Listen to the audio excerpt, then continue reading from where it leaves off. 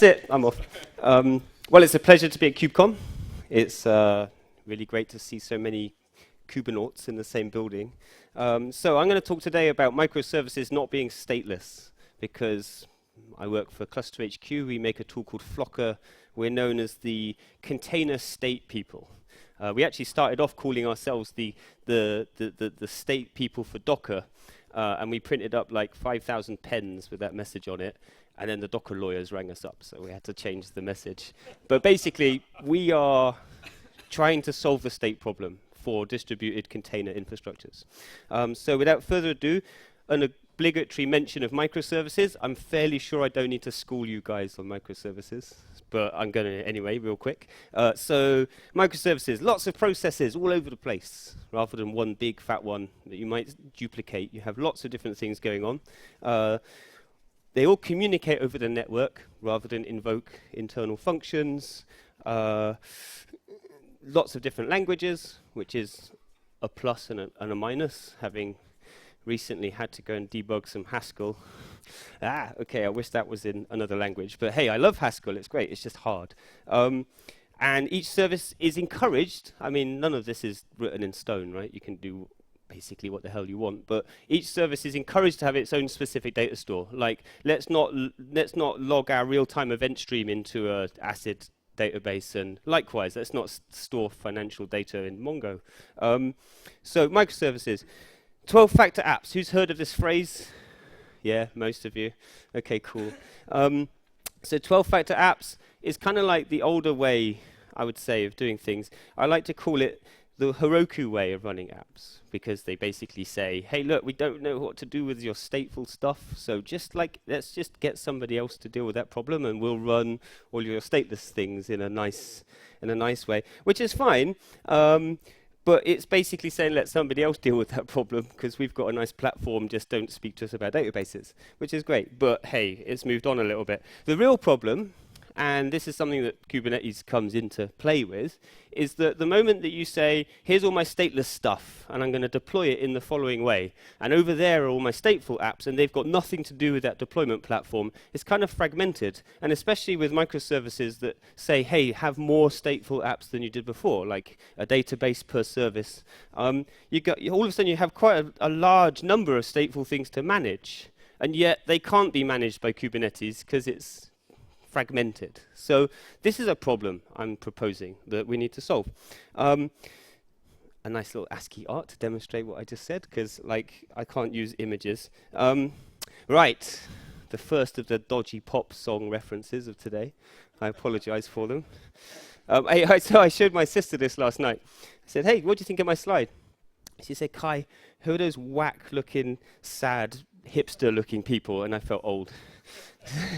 She literally thought these were like, hey, I'm a hipster, I'm hanging out in Shoreditch. Anyway, so let's talk about some state. So it's like there's a whole party happening inside a container. These last couple of years have been great, right? It's been, hey, let's like do away with that old way of doing things, and let's revolutionize the whole computing industry. And everyone jumps up and down with joy and celebrates. The problem is there's a whole bunch of apps that aren't invited to the party. This is really a metaphor for the same point I'm making.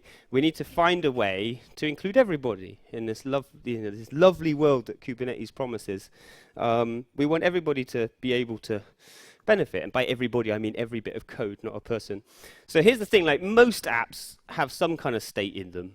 You know, you could say, hey, I've got a purely functional processing pipeline and it has no state.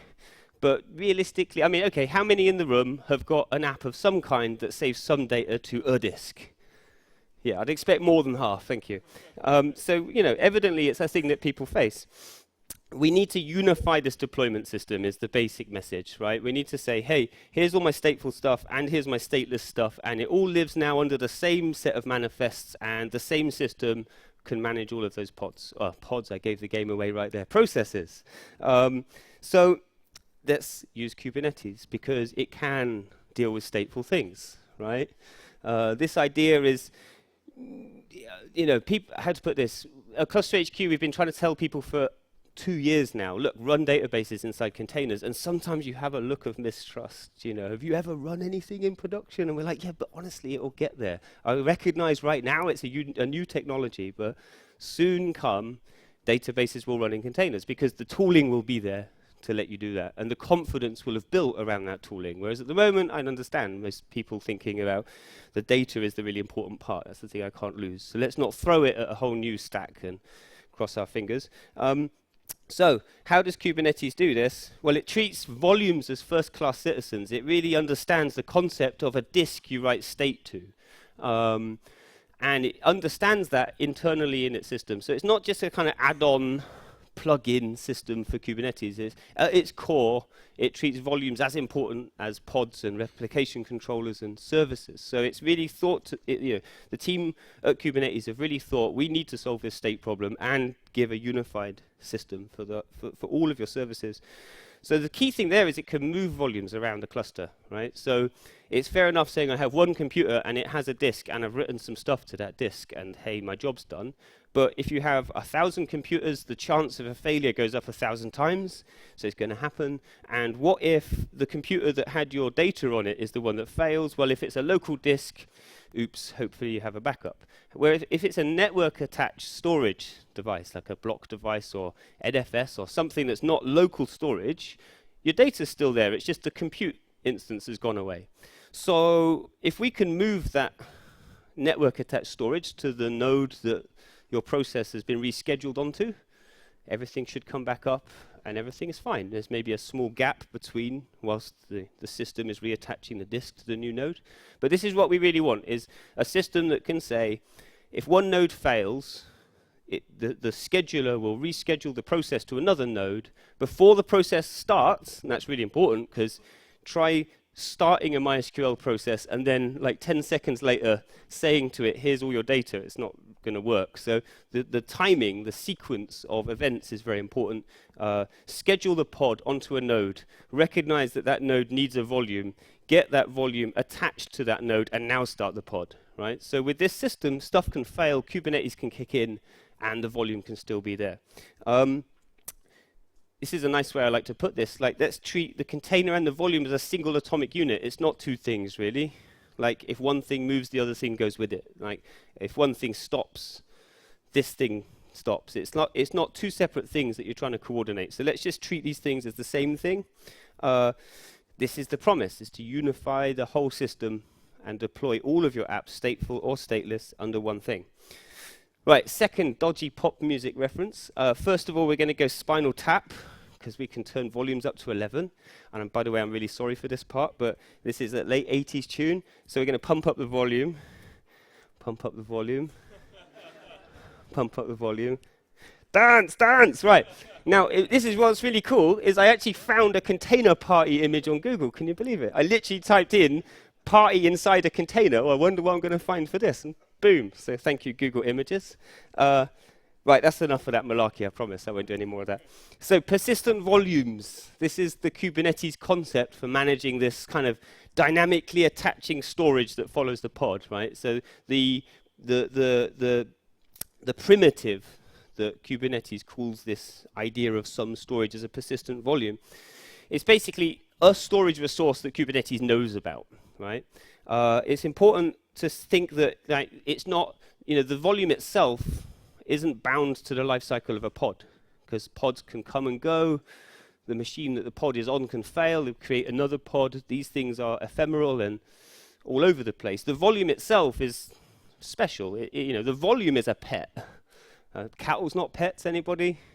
Yeah, everybody knows this phrase. Okay, the lack of hands means I'm going to explain it, so no hands? One hand. Okay, cattle not pets, real quick, don't treat your servers special like you treat pets. Don't name them a bit, this is a morbid metaphor. Like cattle, shoot one in the head, it's fine, replace it. This is how you should deal with your servers. So the volume itself is a pet, the node itself is a cattle, and the nodes can come and go, but the volume is attached to the node that it needs to be on, right? So this is the concept of persistent volumes, the life cycle of which live outside pods.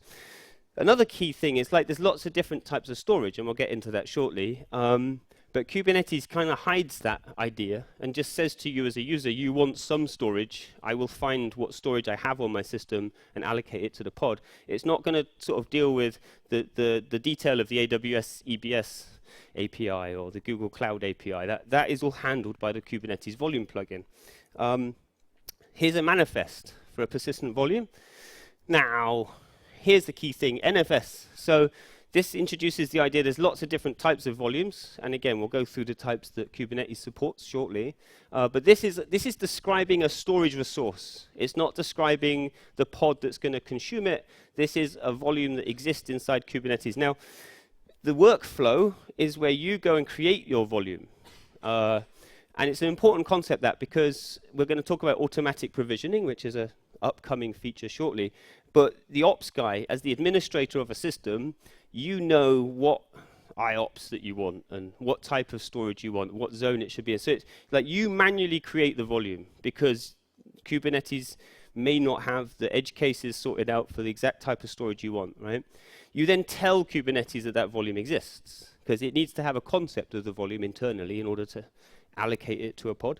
But the key thing I'm trying to say here is that Kubernetes, at the moment, we'll talk about a feature that changes this, but doesn't automatically go off and create these volumes for you, right? So as the sysadmin person, your job is to create the volumes and tell Kubernetes that that volume exists. And here's an example of a manifest that does that. It basically says, hey, Kubernetes, there is some storage, and we're going to call it PV003, blatantly stole from the Kubernetes docs, and it is an NFS type of storage, right? So now Kubernetes knows about this thing. It knows there is a resource on this cluster that it can allocate to a pod.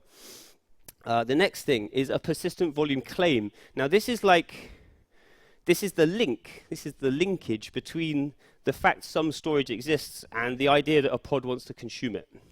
And it's an important separation of the two concerns, because like I said before, the volume will always exist. It's there on your network. If the pod goes away, the volume still exists. The claim is Kubernetes' concept of that volume now belongs to this pod. And whilst the claim exists, this is the contract, I suppose, between the user and Kubernetes that says move that volume around the cluster as the pod moves.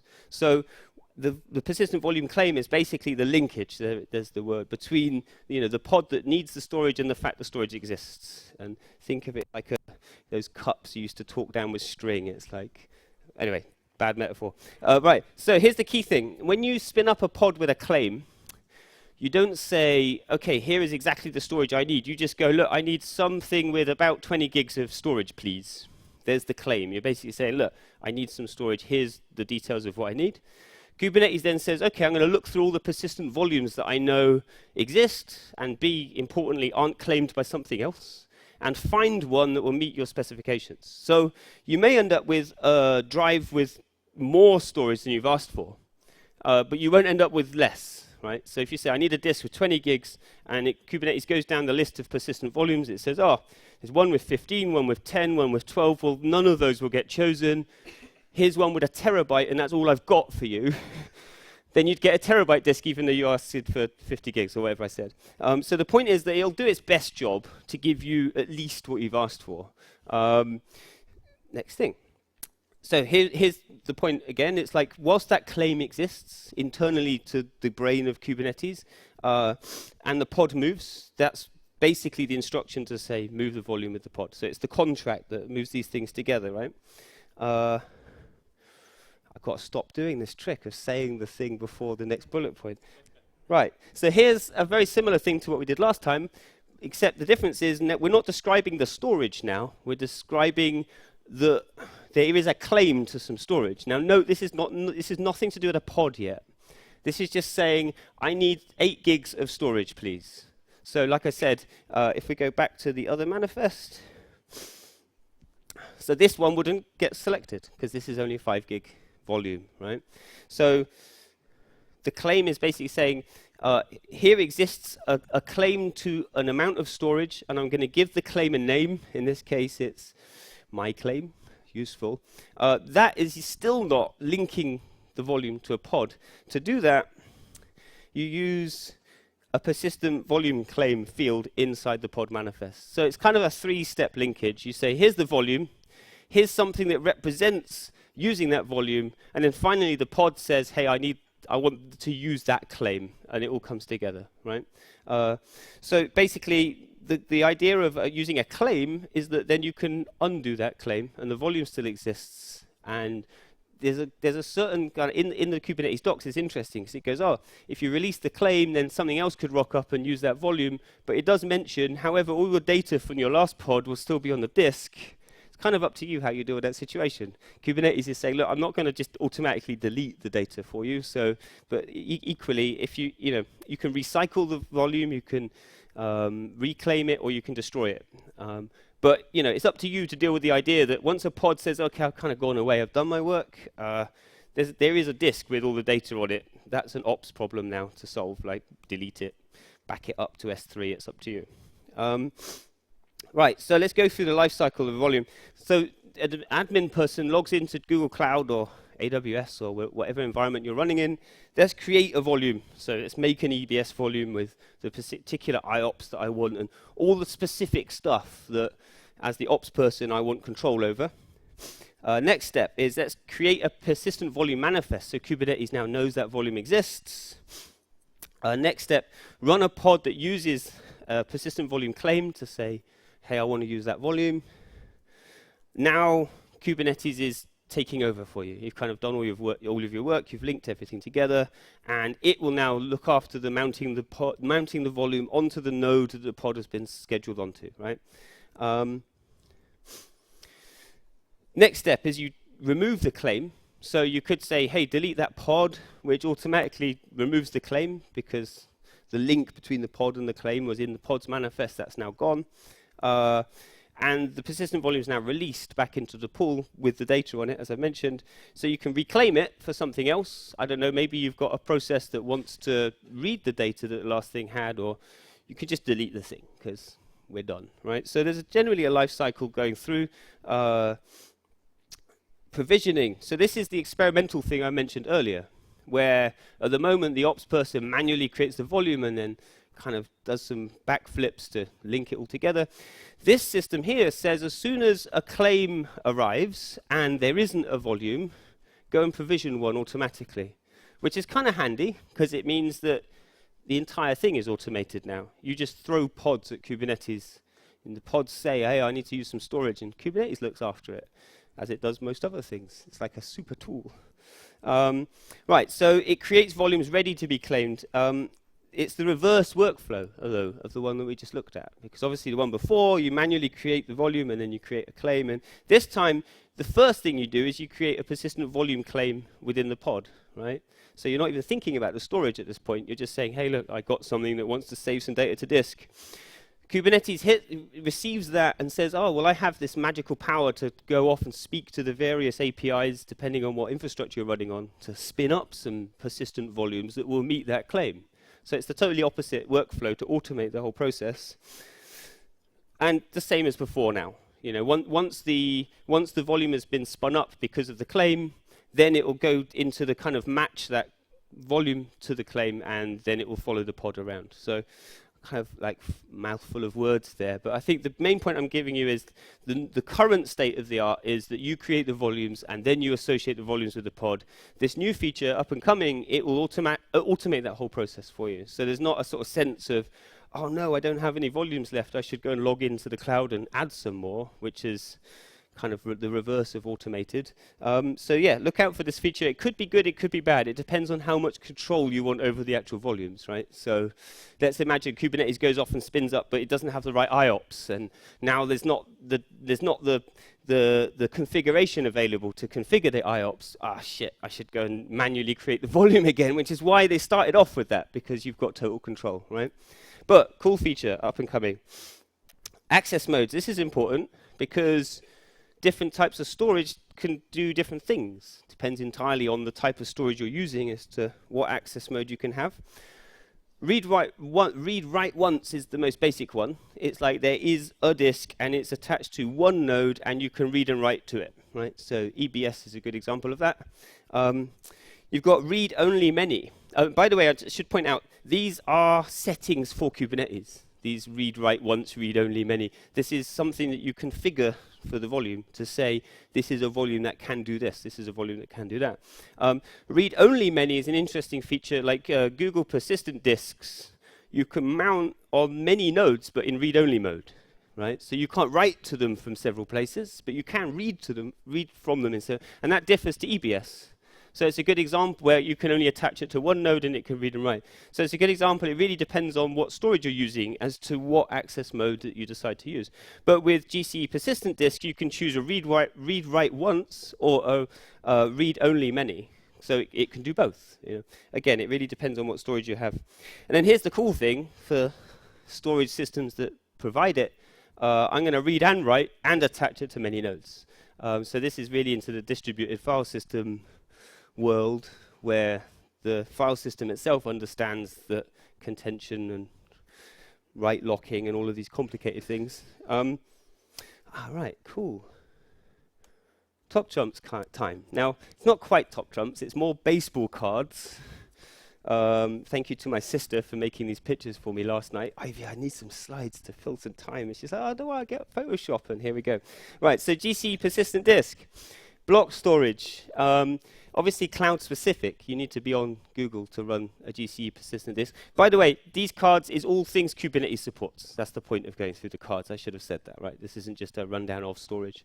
Like I said, with Google you can do multi-reader, where you can attach the drive to many machines, as long as you only read from them. AWS, it doesn't have the multi-reader feature, but like GCE, it's a block storage. It's very cloud specific. You can't have it if you're not on Amazon. Those two are probably the most popular two in terms of a cloud environment. Right, NFS. Can't find a logo for NFS. Oh well. So it's not block storage, file storage. You can, because it's over the network. I mean, multi-writer, contentious. Be careful where you're writing to, is all I'd say. It's not like, hey, I'll just save your bacon every single time. But because it's a network-based thing, it will allow you to have many nodes attached and writing to the disk. Hardware specific, I actually took this off because it's not, and my slides weren't there about 2 hours ago, so I haven't had time to delete this thing, but I'm just going to do that, and then the slide is right. So my sister added something that isn't right on there, I apologize. iSCSI, again, there's no logo for it, or am I wrong there? I don't know. Like, these are things probably people are too busy writing low-level electronic type code to think of logos. Block storage, it's kind of lots of enterprise NAS devices come with iSCSI interfaces. So, like, I don't know if you've got a big EMC storage array or something, and the only interface it has to it is iSCSI. Hey, you can still use it with Kubernetes. This is good. So, Ceph, which is, now it's block storage, because Ceph does object storage and file storage and block storage. And in fact, Ceph stores its blocks in its object store. So it's a funky system, right? It's giving you a block storage interface, but it's using the object store underneath to save the stripes. The key thing is, it's block storage. You can run it on lots of clouds. It's a software system, and it replicates. So that's very useful to know. Equally, ClusterFS. These are these more kind of feature-full file systems. Again, it's file storage it gives you rather than block storage, but you can run it on any cloud and it's replicated. The last one in this card set is Flocker. Now, this is a weird one because it's not a file system or a block device. It is supported by Kubernetes, though, so it makes it onto the list. But what's Flocker? Well, it's an abstraction for more types of storage behind it. So it's like a multi-layered thing, and we'll get on to why that's useful in a second.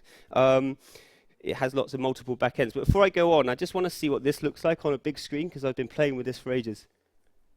Yeah! Nice. Right. Done.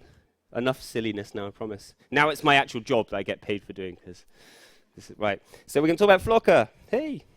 What is it?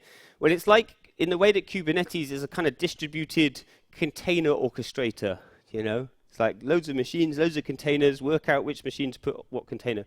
Flocker is a distributed volume orchestrator, right? So loads of machines, loads of storage, work out which machine to put which storage.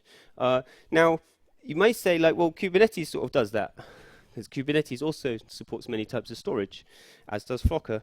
Flocker has a REST API, as does Kubernetes. So you could tell Kubernetes, for example, make a new volume in the same way you can tell Flocker make a new volume from any language, because it's a REST API. has a Docker plugin, which is a whole story in its own right. Last year, we worked really hard with Docker because I don't know if anybody's heard of this thing called Powerstrip. It's like really going into the annals of container history. Basically, good. I like it. Basically, at ClusterHQ, we needed a way to hook into Docker for plugins. Plugins didn't exist before June last year. And as a company that made a tool, well, Calico the same, we all had this big loop of how the hell can we have an ecosystem built around Docker when Docker doesn't have a way to reach out to these other tools. So we went around the loop working with Docker, trying to get the plugins mechanism in. It worked. At DockerCon in San Francisco, they were like, hey, we made volume plugins. Thank you, ClusterHQ. I was like, yes, get in. Wasn't easy, that's why. More importantly, the guys from JetStack, I saw just there we go, they very kindly wrote the Kubernetes Flocker plugin, because these guys are the Kubernetes experts, we're the storage experts, so we got JetStack to write the Kubernetes plugin for Flocker. So that's why I could mention it on the top trumps cards. One very important question people said, why should I use Flocker if Kubernetes already moves the volumes around? It's a good question. Sometimes my answer is you shouldn't, because what you're doing, you're better off just using the simplest possible path. One answer, there's two answers, one of them I'll get to at the very end, but one of the most important answers is if you have any of these types of storage, we're going to go down the list now, and I'm going to kind of show off because the list gets so long, it nearly goes off the page. So basically, if you have anything that isn't supported by Kubernetes in terms of storage, yeah, it literally goes off the page. Nice. Then a reason to use Flocker is because it supports the storage you have, right? And because we have a Kubernetes plugin, you can still use Kubernetes for your scheduling. So I'd say that's quite a strong reason, because it's like, well, I can only use Kubernetes with my storage going via the Flocker plugin. There's a good reason that you should use it. I'm going to look at my clock, because I always speak too long, and I'm going to speed up. So basically, sorry for the cutting off there. This is what we like to think of ourselves as, like orchestration framework, all the storage in the world, and we sit in the middle, right? It's a nice picture to think about. Let's think of some use cases. I'm going to rattle through these for a second. So rebalance a cluster. It's basically like, hold, too much is happening there and not enough is happening here. Let's move some of the work around to make it fairer. Drain a node. It's like, hey, I need to just take this node out of service or upgrade the RAM. HA, so if a node fails, Kubernetes reschedules, the volume's still there. And speed up distributed database recovery. This is an interesting one. I'll talk about that in a second. So to rebalance a cluster, we've got everything on this node, and this node is like, what did you even bring me here for? I've got nothing to do. So let's shift the work around. And the key thing here is this white line is where Kubernetes is kicking in and saying, oh, the pod has moved. And so there's a claim on that volume, and the pod has moved, so I need to reattach the volume, and the white line is reattached. This is the visual explanation of what I've been banging on about for the last 20 minutes. So it's this whole idea of volumes follow pods. Drain a node. So for whatever reason, preemptively, we're going to take this node down. You know, hey, it's got a dodgy something's going on that we don't like. Or even maybe we just want to upgrade the RAM, or I don't know. We just need to get everything off it. So boom, we just move everything to another thing. All the volumes are attached. The node is now empty. HA if a node fails. So this is the really useful one. This is the whole story. I'm like sleeping 3 in the morning, a computer fails and I have to go down to the data center to fix it, versus sleeping 3 in the morning, a computer fails, Kubernetes kicks in and reattaches the volume, and I'm still dreaming about My Little Pony, or shit, I should have said that. Like, this is really cool. This is a use case we dreamt up. It was like, oh yeah, what else can we get this thing to do? I was, I'm going around all this stuff. No. How about like Mongo, for example? If a node goes down, it replicates application level, right? It's sort of sending all these packets over the network, and the server's receiving them and going, oh yeah, that's data I don't have, and writing it to disk. But it turns out that takes a while. It does take quite a while, especially as the size of your data grows. So let's look at using the same HA trick we did before to speed up that recovery time. So, the container's gone down, the volume still exists. Let's move that container to the second node, but reattach the block device, and it gives it a huge speed advantage, right, as compared to native. And I've actually, oh yeah, timer says time's up. I've actually stolen this from, damn, and it's cut off. I'm going to have to do it with my hands. This is like normal Mongo recovery, and this is using Flocker reattaching the block device, right? So it's obvious. If you think about it, it's like the data's already there. You just need to reattach it, and you don't need to do all of that application level recovery. But from thinking of a kind of Mongo application level person, I might not think that I could get away with that. Well, there's the proof. And it's not on our blog yet. So you literally have a sneak peek. Please don't tell Stephen I've gone and done this, because he'll be like, you stole my thunder. But yeah, it works. This is something I've been talking about in the last sort of 6 months. It's really nice to have Stephen hadn't gone and do it, to see that it does actually work, and it does make a big difference. Right, I think I've got like 5 minutes left, so I'm going to talk about future developments. Volume Hub. Right, this is what we're working on at ClusterHQ. I was saying to Ed, actually, at the moment, my job has gone from writing volume driver plugins in Docker and Go to now it's like CSS and fixing buttons. This is what I'm currently doing. You know, full stack, isn't it? Like, you're not full stack if you're not going, why the fuck does that not line up with vertical alignment? Anyway, let me not go down that rabbit hole. What is the Volume Hub? It's like a SaaS platform to visualize your volumes everywhere. Right? So where are my volumes in the world? What are they doing? How full are they? Do I need to do anything and action it? So obviously Flocker is deployed on systems, and it's able to communicate back to the Volume Hub the status of all the volumes. And when you bring, when Kubernetes scales a new node, reschedules a pod onto a node, and the volume is reattached, it will ping up in the Volume Hub and say, oh, this just moved. So it's like a dashboard. I don't know if anybody of you has seen Weave Scope, which is a really cool visualization tool for networks. The Volume Hub is effectively the equivalent for storage. It's trying to visualize where your storage is, right? So it's something we're working on really hard at the moment. Devol, now this is an exciting one. So what we realized is, like, you have development data sets, right? You have your whole test suite, and you're running your test suite against some data. And also you're like, that's really weird. Why is that doing that? And you need to share this situation with a friend, and that friend may not be in the same room. So what do? You ring him up and you go, hey, look, can I send a pigeon over with a USB key? With all my data on it, right? So what's Devol? Devol is trying to solve that problem. It's like Git for data, if you think of it as a weak metaphor. It doesn't quite map perfectly, but it's like, oh, look, I've just got a data set that's interesting. So Devol commit, the bug I was telling you about, Devol push, pushes it to the Volume Hub, and then your colleague can go, Devol, or exactly, it's like a Dropbox for data, for volumes, that's it. And then your colleague can go Devol pull, and he's got exactly the same data set with exactly the same Git hash.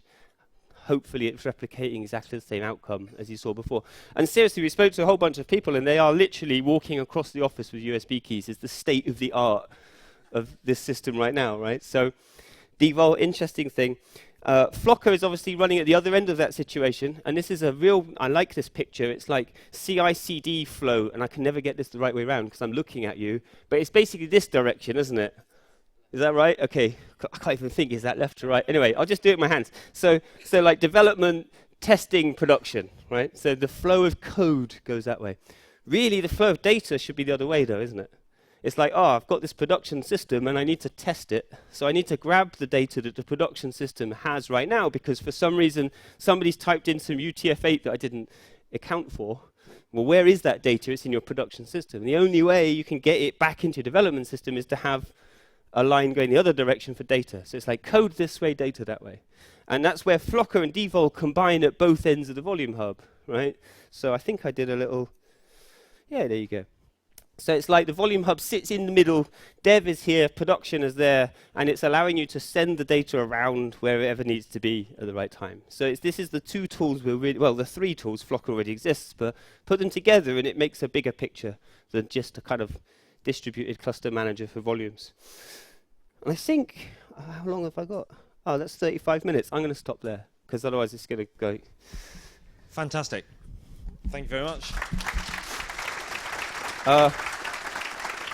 I have to, an arbitrary 2 mentions. First, my sister for helping with my slides last night. She's a real gem, and for being cooler and younger than me to not know who Salt and Pepper were. And the second thing is, the downside of running in Docker is that all my text files have gone an hour ago. So don't do that, and it's not worth the claim, because, anyway, done. Any questions? Yeah, any questions? This is really presentation. Yeah, I think it's been a very fantastic presentation. Thank you. Great skills. And for the stateless containers, data containers, it's I think it will help to promote Kubernetes in enterprises. What about transactional databases, for instance? The MongoDB replication, can you do something like that for transactional databases? So I mean, like RDBMS, like MySQL, when you have transaction enabled. Yeah. So do you mean can Flocker do anything with that? Yes. So I think it's important point to mention, like, we don't try and get involved past the block level. Do you know? So there's blocks on a device, and we're not trying to get involved at the application level, which would then be where the transaction lives. So block level, file level, application level. And we're literally saying, hey, any POSIX file system database, we can move the data around for that reason. So the answer is no. There's nothing Flocker can really get involved with the application layer of the database. It's just the blocks that it's writing to and the drive those blocks exist on. We're moving that device around the cluster. So, I mean, you know, with Mongo and all of these databases, they all have a totally different approach to.